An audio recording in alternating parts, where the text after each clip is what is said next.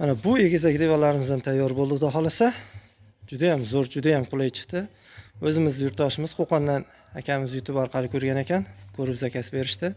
Bir xil bo'lsin deb. Mana ikkovini ham bir xilda tayyorladik. Hozir buni bir obzorini ko'rsatamiz sizlarga. Qani, bir ko'rsatinglarchi.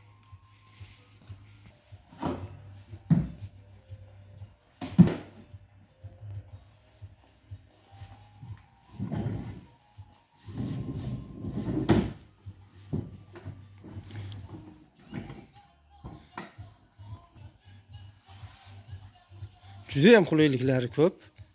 Bunisi ham xuddi shuni singari. Bunisini ham Odilbek ko'rsating chiqani.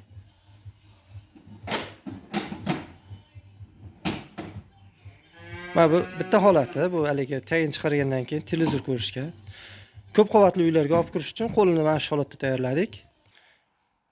Juda ham chiroyli, juda ham qulay. Bu divanimiz 1.90 ga 2 metrli spalni bo'ladi. Ichini o'zi, qo'lidan tashqari. Mana shu holatda bo'lib, suyangichni ham oxiriga yotqizib qo'ying ota.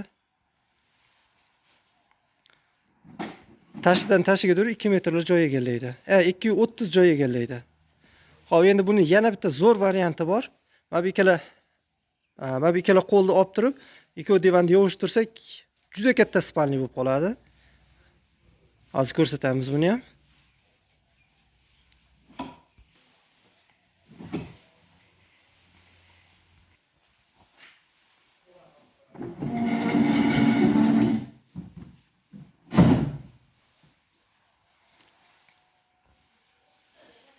Hozir nechi bo'ladi? 19 38. 380 lik spalni bo'lyapti.